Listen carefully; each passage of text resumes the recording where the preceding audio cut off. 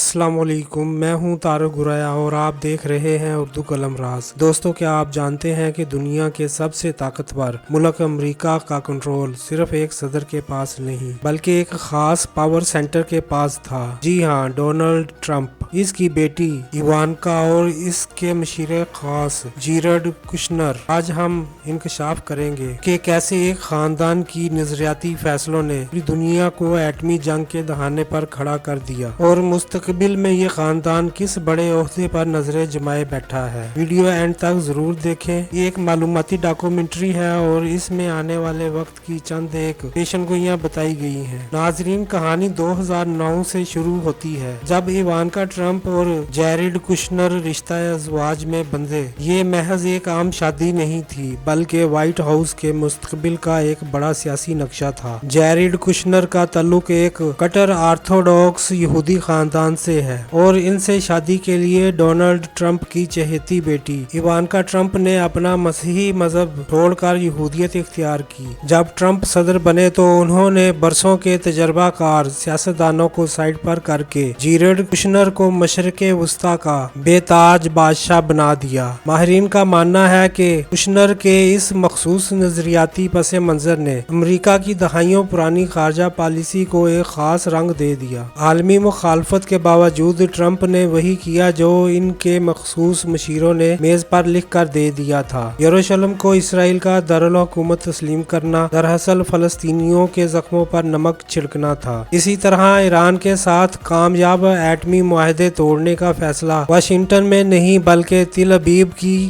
فرمائش پر ہوا تھا۔ جیرڈ کشنر نے ٹرمپ کو قائل کیا کہ اگر ایران کو نہ روکا گیا تو خطے میں مخصوص مفادات کا تحفظ ممکن نہیں ہوگا۔ جنوری 2020 کی وہ رات جب جنرل قاسم سلیمانی کو نشانہ بنایا گیا، وہ کوئی معمولی واقعہ نہیں تھا۔ اس ایک حملے نے خطے کو آگ کے ڈیر پر بدل دیا۔ اس کے فوراً بعد ابراہیمی معاہدہ سامنے آیا جسے دنیا امن کا نام دیتی ہے، لیکن دراصل یہ جیرڈ کشنر کی ایک بزنس ڈیل تھی تاکہ مسلم اتحاد کو پارا پارا کر کے اسرائیل کے قدم جمائے جا سکیں۔ لیکن دوستو، اصل دھماکہ خیز انکشاف تو اب باقی ہے۔ عالمی سیاسی تجزیہ کار ایک ایسے منظر نامے پر بحث کر رہے ہیں جو آپ کے ہوش اڑا دے گا۔ اگر آنے والے وقت میں ٹرمپ دوبارہ اقتدار میں رہتے ہیں اور نیتن یاہو کا سیاسی دور ختم ہوتا ہے تو قوی امکان ہے کہ جیرڈ کشنر اور ایوانکا ٹرمپ مستقل طور پر اسرائیل میں رہائش اختیار کر لیں، کیونکہ ایوانکا اب ایک باقاعدہ یہودی مذہب کی پیروکار ہے اور جیرڈ کشنر کا عالمی صہیونی لابی میں گہرا اثر و رسوخ ہے۔ تو یہ حیرت انگیز نہیں ہوگا کہ مستقبل میں یہ جوڑی اسرائیل کے اعلیٰ ترین عہدوں یہاں تک کہ صدارت یا وزارت عظمیٰ کے لیے سامنے آ جائے۔ کیا یہ